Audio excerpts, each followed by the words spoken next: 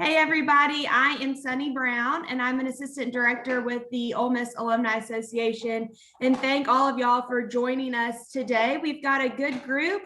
I guess this is a great snow day activity as we've just talked about.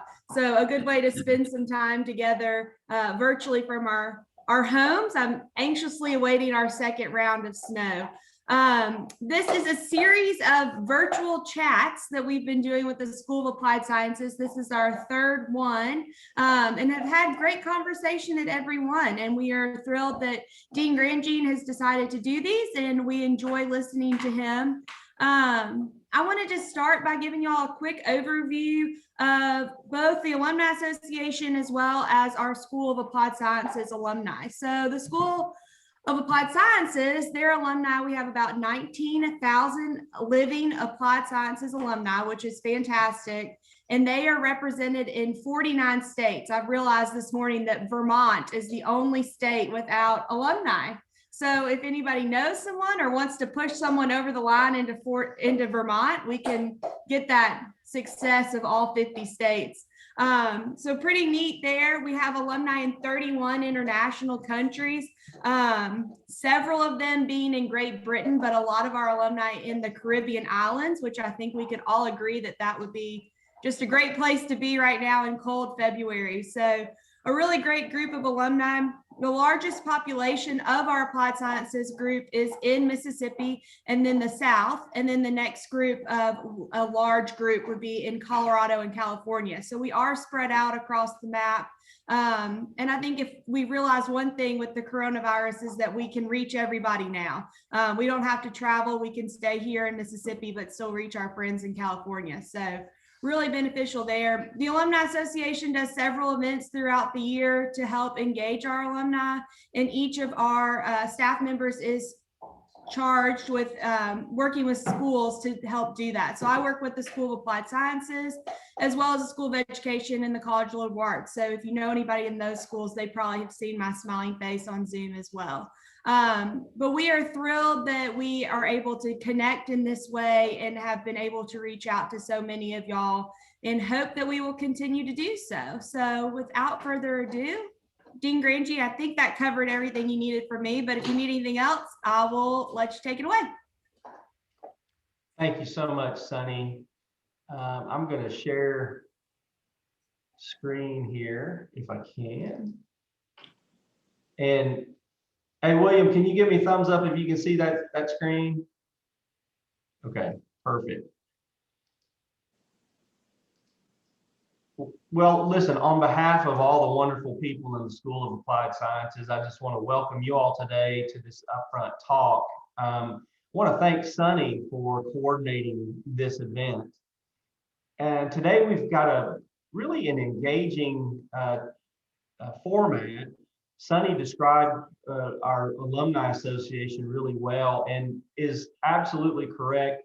We found new ways to engage our alumni, and the purpose of today's talk is really talk about our advisory board and ways in which we can reach out to our Alumni Association and become, no better term, become more engaged with them in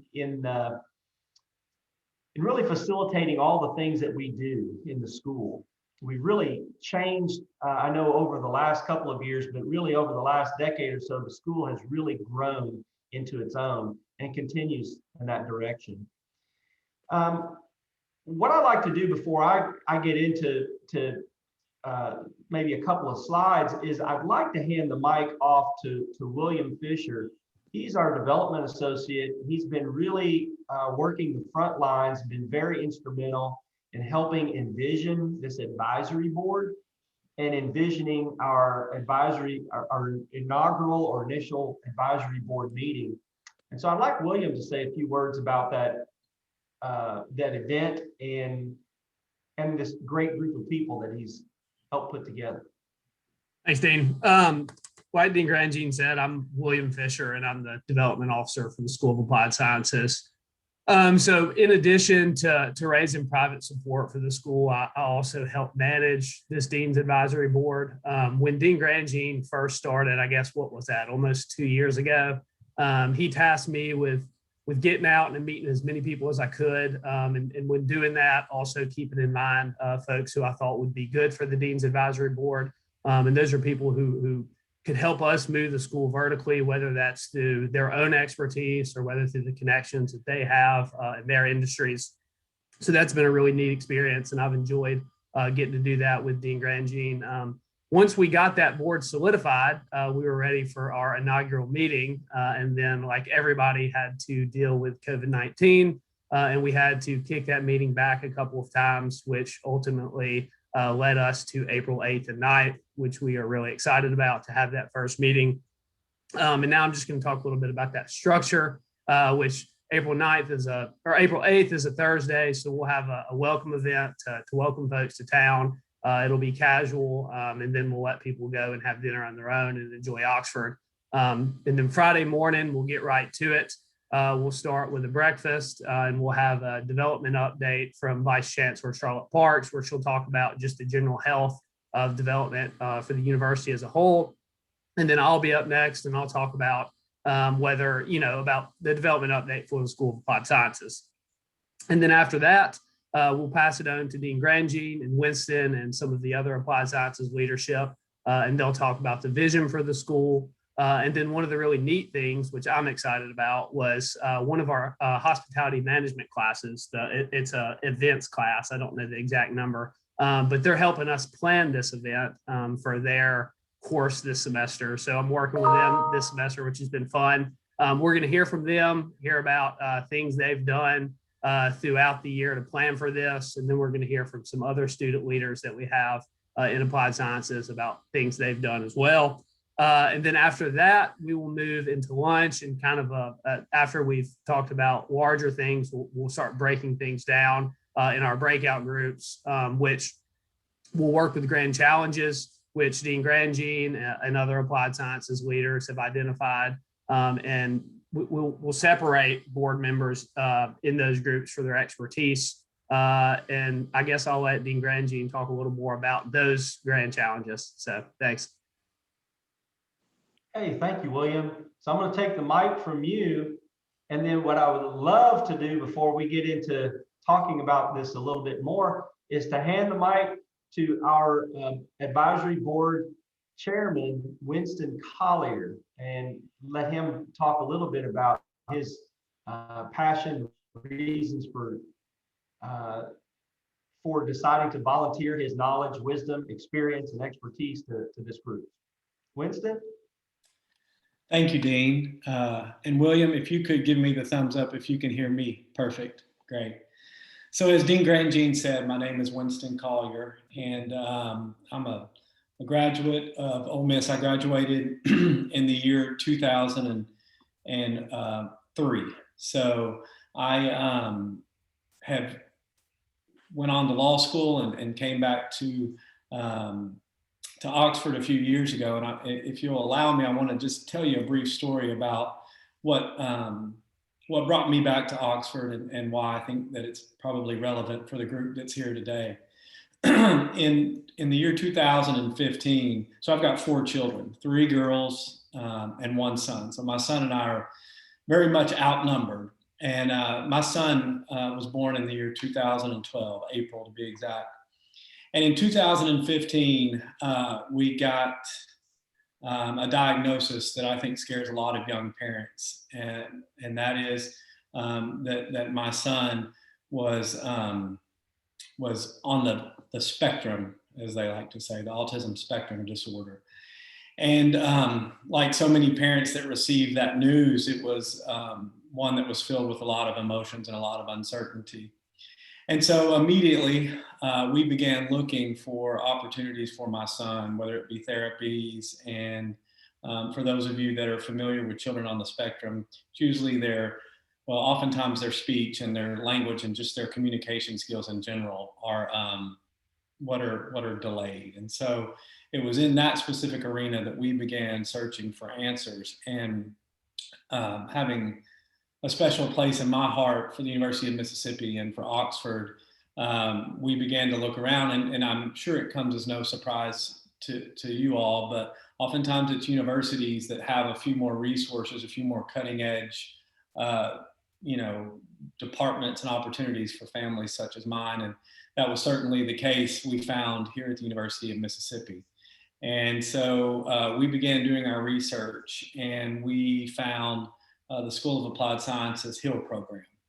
And we're able to enroll my son in the Hill program. And from the directors of the program right down to the young men and women that were able to do some of their clinical work for their degree by working with my son, it's not hyperbole when I tell you that they truly became like members of our family. And I've told Dean Grandjean this, I've told William this, but I feel like the Collier family, my family, is forever indebted, obviously to this university and always will be, but specifically to the efforts of the School of Applied Sciences.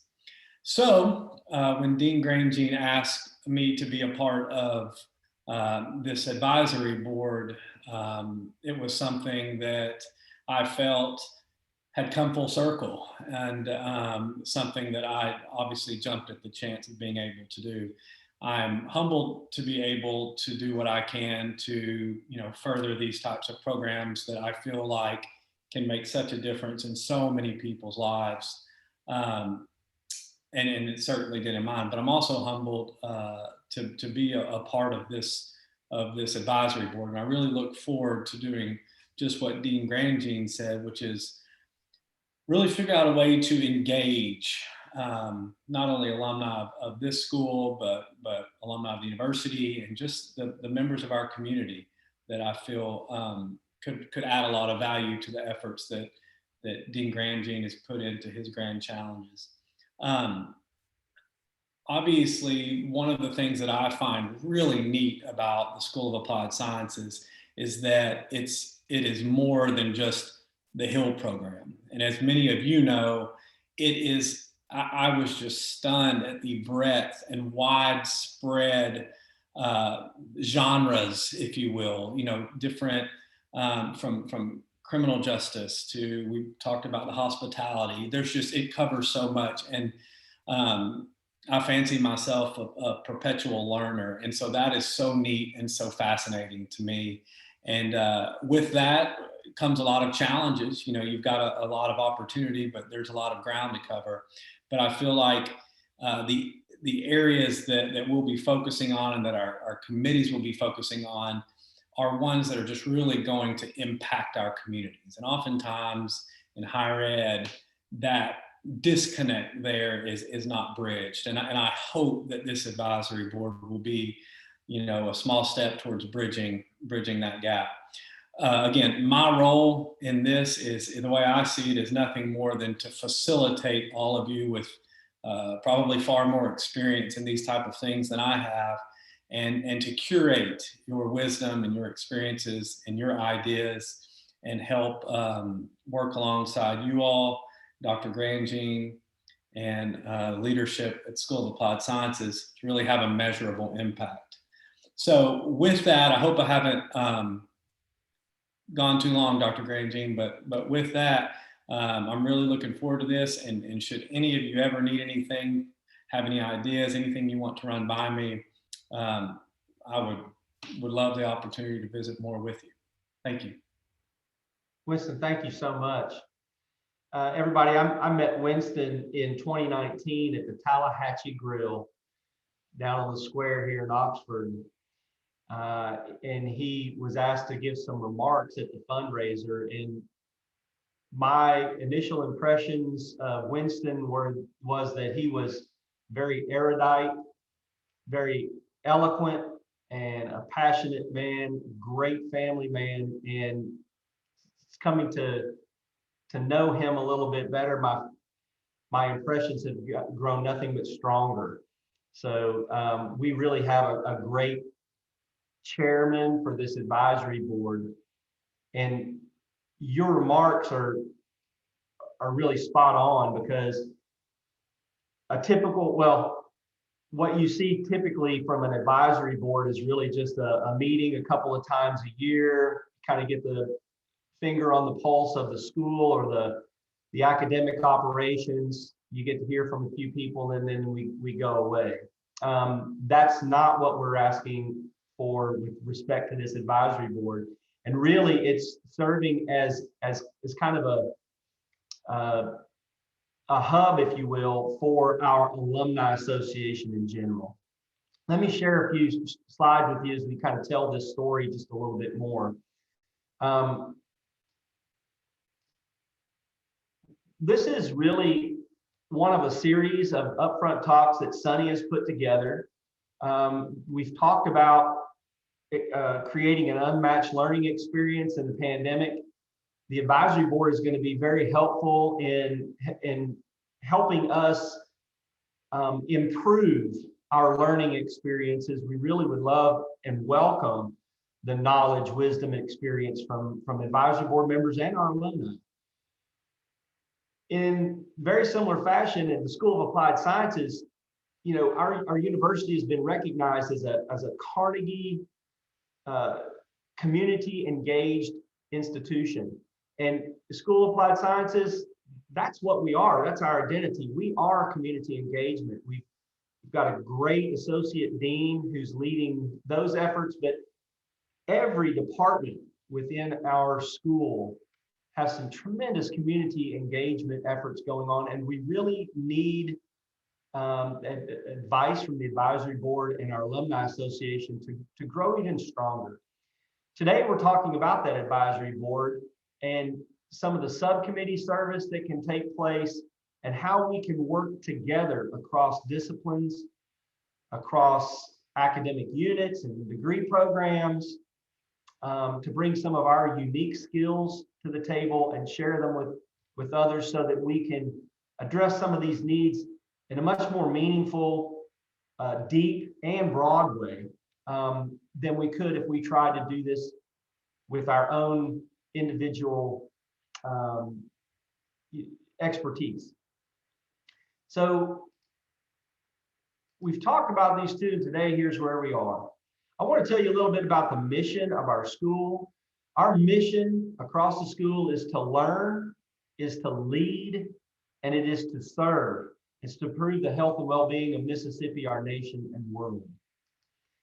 And then our vision really is that every one of our students, our faculty, our staff, those people that we touch are able to advance their profession and serve others and improve the human condition. And we know it's going to take discovery, it's going to take innovation, right? It's going to take hard work, it's going to take compassion. And the advisory board is really here to help us think through, imagine the way forward, and to engage all those people involved to answer some of these challenges. So I've listed some of I've listed our advisory board here and some of their affiliations. You'll notice that some of those members don't have affiliations. They've either graduated from the University of Mississippi in another degree program outside of our academic unit, or they have unique interest in some programs that are housed within some of our academic departments or degree programs, or they just want to help more broadly with our advisory board and our alumni association and all these efforts that we're going to talk about. The school has some overarching goals, and our chairs and our leadership across the school are actively engaged right now in fleshing out how we will address, how each of those different degree programs and each of those departments will address these overarching goals. The real mission of the advisory board is circled here, and it's really to enhance and nurture the alliance between all of our learners, past, which is our alumni association, present and future prospective students and communities and young children who may aspire to some of our disciplines or degree programs or professions, or who may not know that that's really what they want to do just yet. So we want to really weave together these different groups in order to address real world problems. What I want to do right now is just show you some of the exciting things that our chairs and the faculty and staff at our school have done over the last couple of years. We haven't just sat still, right? And we haven't really just hunkered down and tried to weather through the pandemic. We've really thrived through the pandemic, and our leadership has really done a remarkable job of galvanizing, energizing, right, our faculty, and just going back in, rolling up our sleeves and thinking about our degree programs and what we have to offer and how we can provide more opportunities for students, more options for students, and how we can open our doors and have a greater, broader footprint and influence in Mississippi, but in the Mid-South and our nation. What I want to do, these red check marks are new degree offerings or new course offerings that have occurred over just the last 2 years since I've been here. It's quite remarkable. Where you see new, these are absolutely new degree programs that weren't here a couple of years ago. Where you see some of the check marks, these are course offerings that have either been repackaged or reimagined. The reason why I bring this up as an initial offering for the advisory board is what we've done as a faculty and is put these degree programs together because we know that they're new and exciting. They're adjusting and shifting to meet the challenges in our nation and our world. But what we need are advisory board members to look at those degree programs, to examine the course objectives, right? The learning outcomes, and help us refine these programs. This is not a static area. This is one that is continually shifting. And we need that expertise from people that are working out there in those professions to help us realize what's going on, but also to forecast and to have more, longer term vision as to what's coming and how we can meet those challenges in the future. So this is a great area for the advisory board to work with us on. Another area really is going to be with community engagement and grand challenges. I think Winston mentioned the grand challenges, and what we mean by grand challenges are challenges that are out there that we cannot address in our own siloed professions or in our degree programs or with our own expertise. Let me give you some examples of big buckets, right? So communication sciences and disorders, they've really championed that HILL program. And the HILL program addressing some of the challenges, reducing some of the barriers, and improving the lives and conditions of children that have speech and language deficits. That's a wonderful program and one that is sorely needed across our state and our nation. And we need to expand that operation, enhance that operation, invigorate it. Likewise, speech and language pathologists are well positioned to help with reading. Reading opens the door, as we all know, to a world that otherwise would be closed to people who are having trouble with reading and communicating. So it's not just children, adults, and health literacy is a big thing. So a reading initiative, art therapy. Art touches all aspects of our lives and helps make it better. So how can we put art therapy and the reading initiative and the HILL program together? How do we do that and maybe communicate with people with a broader footprint using some of the technology that we have today, the telepractice? That's a big bucket area, and we need the advisory board to help work alongside our faculty and staff and students to envision how we might best position ourselves to address those challenges. Likewise, we have a 50,000 square foot facility over at the old hospital, which is now our South Oxford campus. And we spent the last couple of years envisioning how that might house a culinary arts and sciences program, how that might help us partner with workforce development and training, how that might help us re-envision hospitality and reviving the hospitality industry in our state. As you know, we are a hospitality state. And COVID has really put kibosh on a lot of hospitality related initiatives and things that we were doing. So how do we re-envision that? Not just in the food service industry, but also lodging.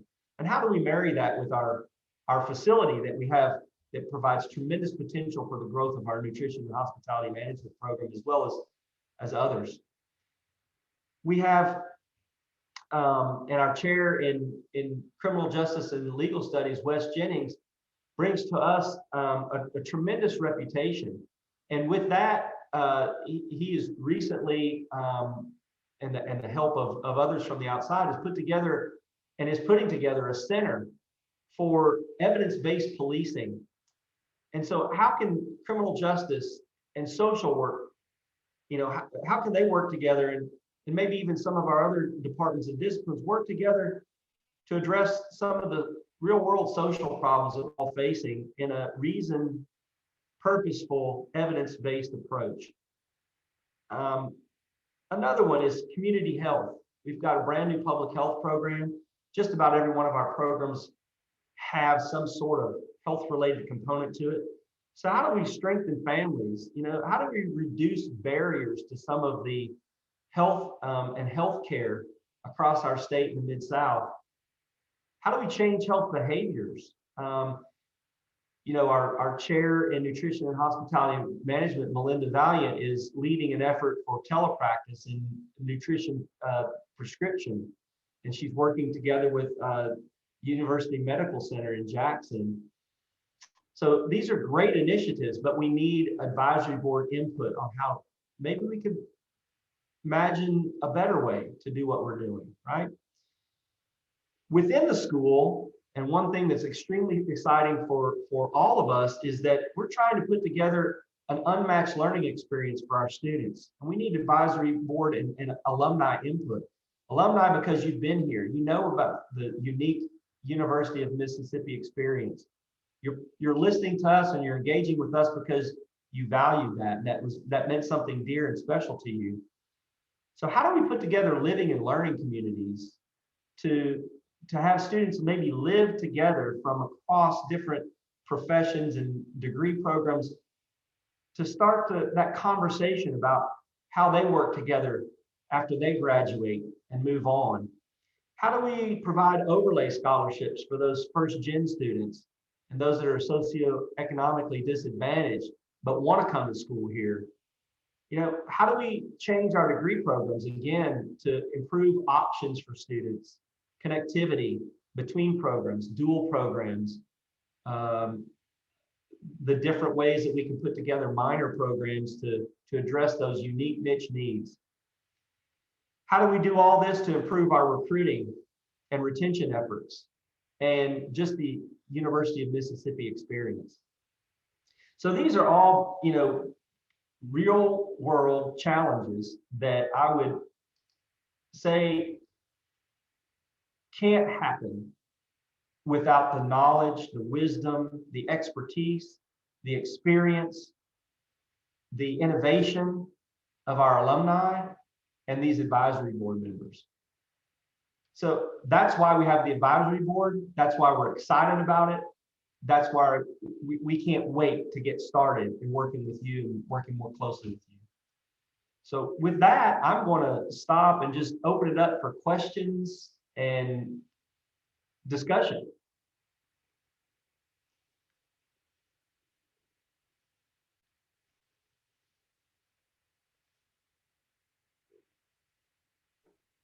If anyone has any questions, we are a small group, so feel free to unmute yourself and just tell us your name, where you are, and what you would like to discuss, or if you have any questions for the dean or William, or even, I think Winston is still on here, so feel free to go ahead.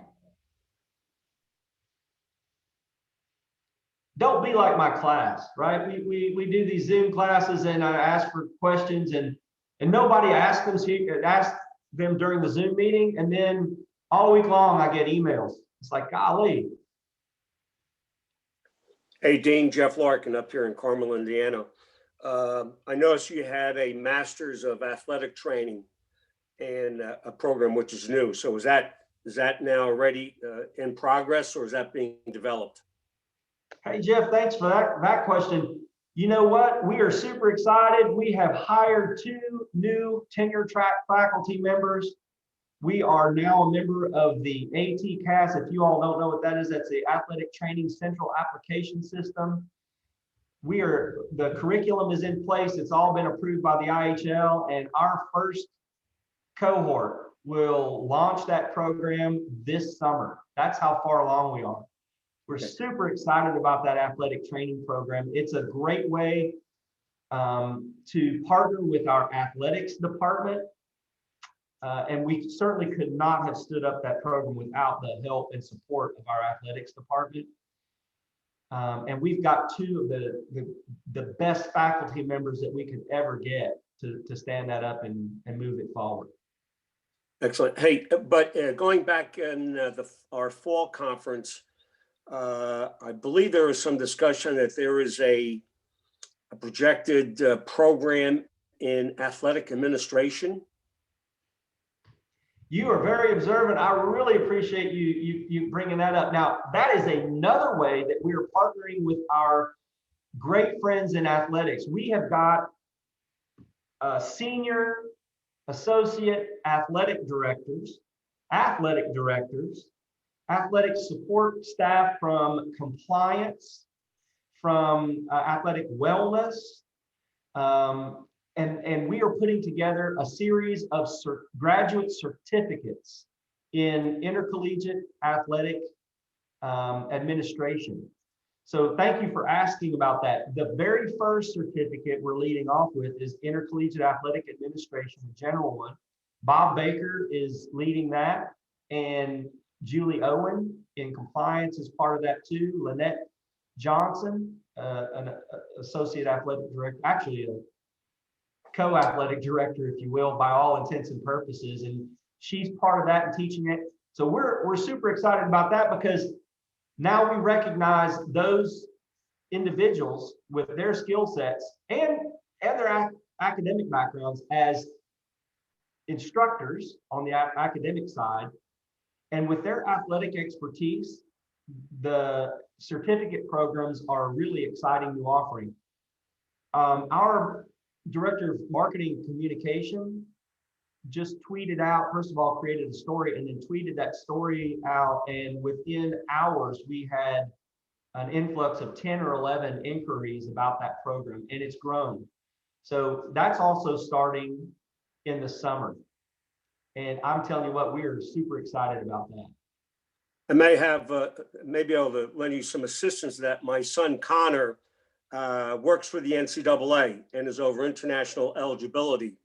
And when I told him about the program, he says, well, let him know if I can be of any assistance to them. So I can hook Bob Baker or whatever folks around the staff there with him, and maybe he can give you some, assist them with any guidance or something from a different perspective, or if they need a guest lecturer, he may be able to do it for you. Hey, he might even just be a bona fide instructor in one of these certificates. Let me just tell you, without engaging you, Jeff, we would have never known that. You see what I'm right off the bat? That's just amazing. So let me just tell you real quick, and so you can convey to Connor too. So we have on the runway, on the tarmac, right, getting ready to launch. Melinda Valiant in nutrition and hospitality management has a long-standing relationship with athletics. She is their sport nutritionist. And so she's working with Shannon Singletary, and they're kind of coming up with an athletic health and wellness certificate. You can see where social work can be part of that, and the mental health piece, as well as healthy eating and nutrition, exercise, rehabilitation, or athletic training program will be part of that too. So that's one. NCAA compliance is another one, and then athletic academic advising. Another one that we've envisioned too is the communications. So our integrated marketing and communications group over at journalism will be potential collaborators in this too. So we're going to have a menu of these different certificates and probably a master's degree program that will come from that in the not too distant future. We'd love to have Connor involved. Thank you. Dean Grandjean, it's Suzanne Timms. Can you hear me? I have a statement and probably a question. And you and Risa Carruthers both might be able to comment on it. Our new arrangement, our new Department of Gerontology, which I hear is going to be working with the Mind Center and at the Medical Center. And I just wondered if we could get a quick update on it, because people here are asking me about it because they've seen it on information that y'all have sent out, which I think is wonderful, by the way.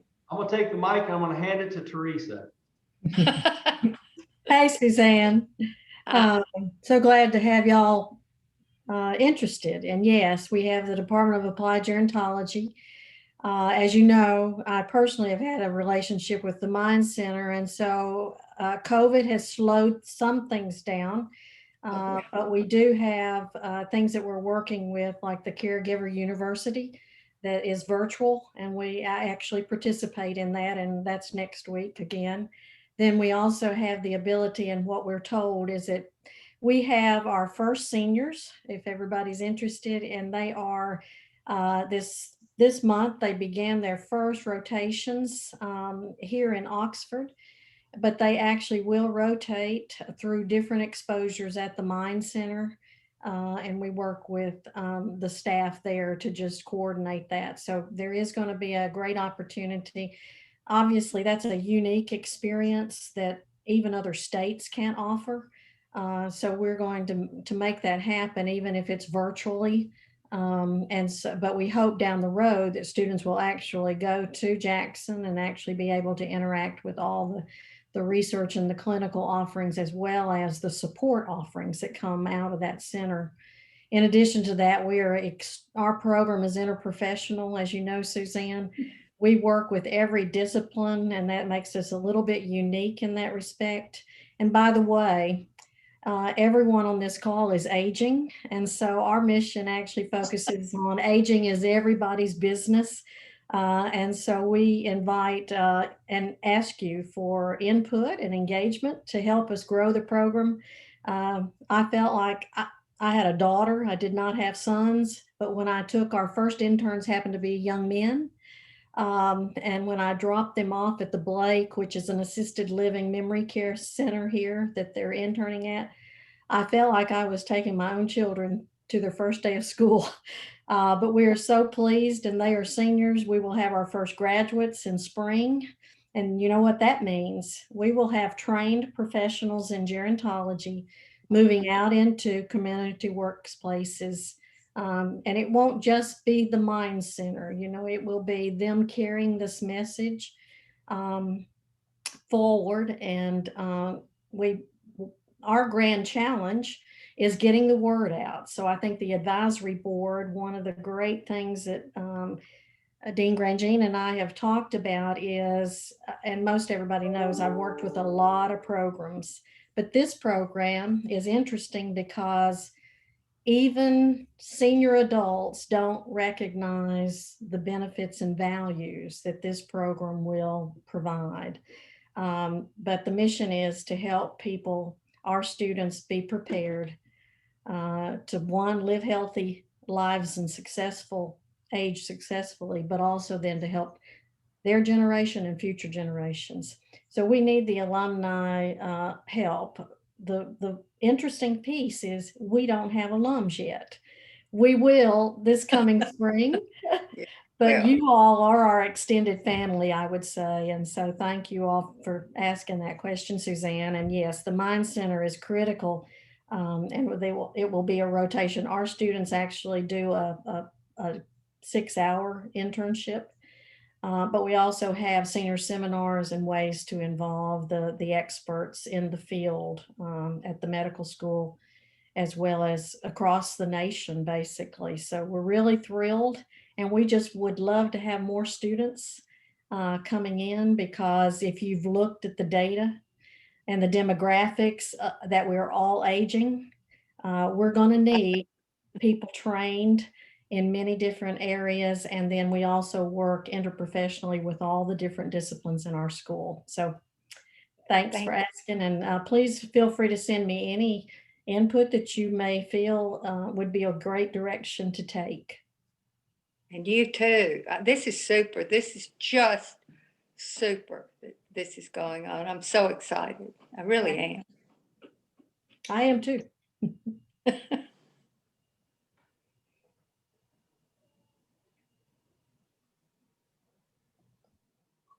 Well, so there isn't an awkward silence. I will ask a question and then maybe that will spark some more conversation, or we can wrap things up. We do have so many new majors, opportunities within the School of Applied Sciences that I think are very attractive to our seniors in high school, juniors in high school, especially all the work that we're doing with athletics, and that one hand-in-hand partnership. How are we recruiting these students, and what can the advisory board do to help in the assistance of that? I know we've talked about letter writing campaigns and things like that, but Dean Grandjean, can you think of anything else or have anything to add to that?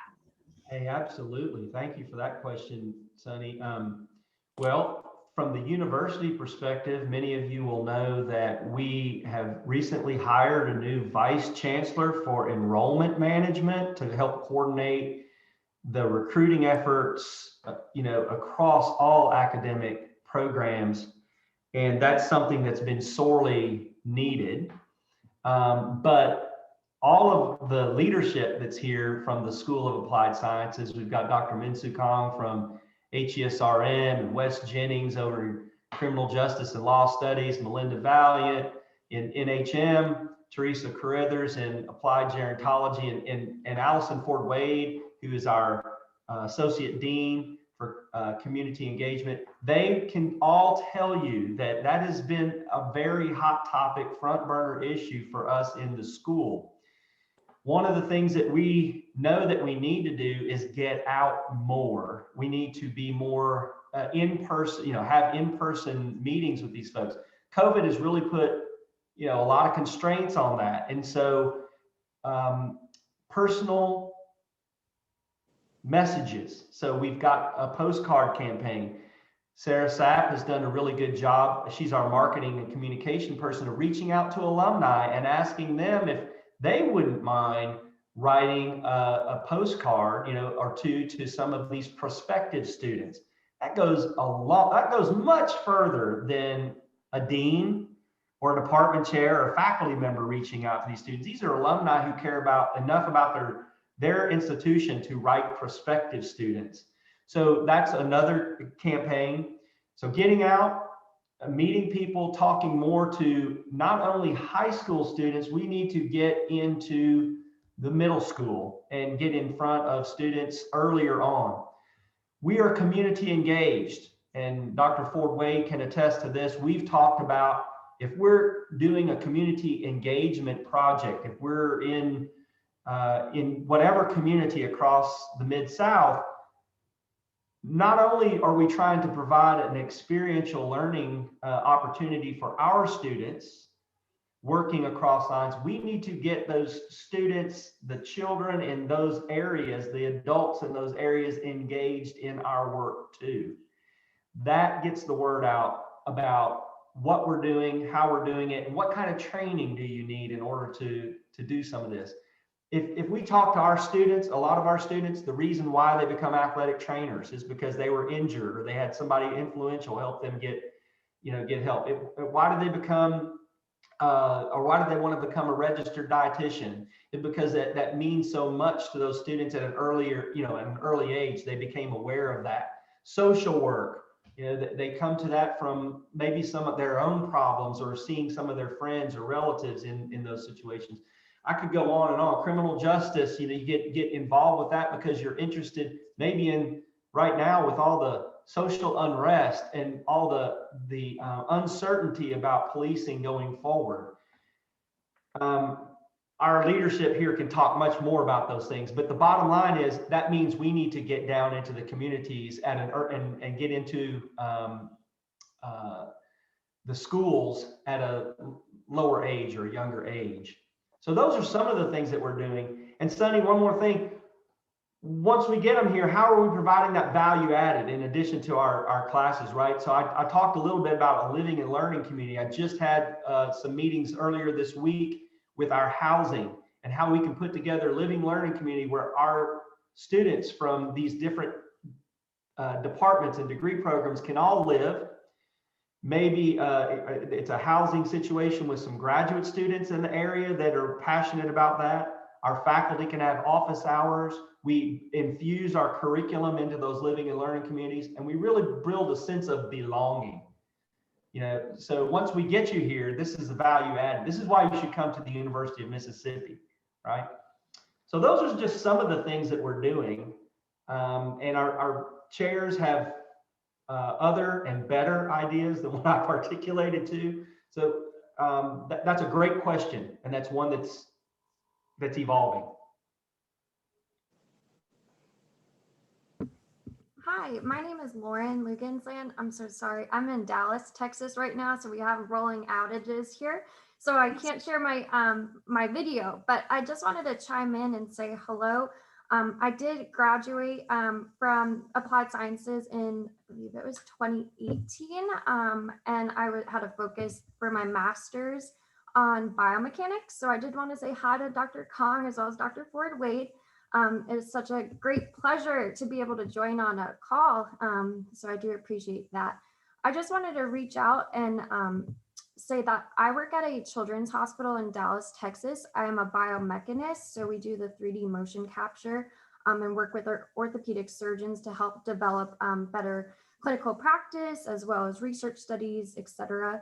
I just wanted to reach out as well that I am in charge of our intern program that we have there. So if there's any way I could ever be of assistance, I would love to. So I just wanted to kind of say hi and thanks for letting me hop on the call today. But if there's anything I can do in terms of Dallas, I would love to. The university has done so much for me and I would love to give back however I can. So thank you.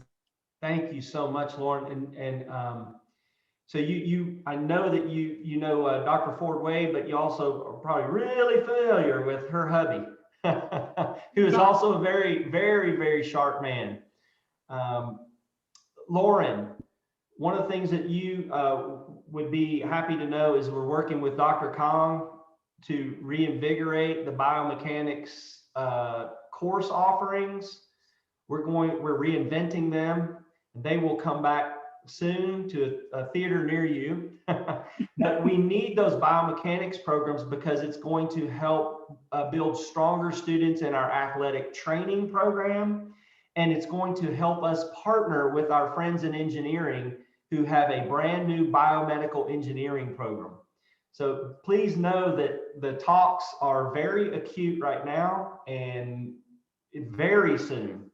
If it's not this semester, those courses are going to be offered again in a new, reimagined way. It will be very soon, next semester, if it's not this one. So wonderful. That's great news, and I'm happy to hear that. If I could be of any help at all, I would be available to offer any insight that you may need from like the clinical side as well. So thank you. That's great news. Thank you so much, Lauren.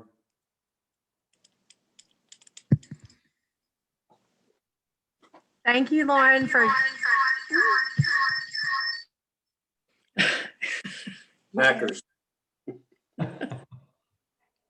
Sorry, I couldn't get my my audio to work earlier. Thank you, Lauren, for chiming in. It was so good to see you today, as well as all the other alumni that joined us.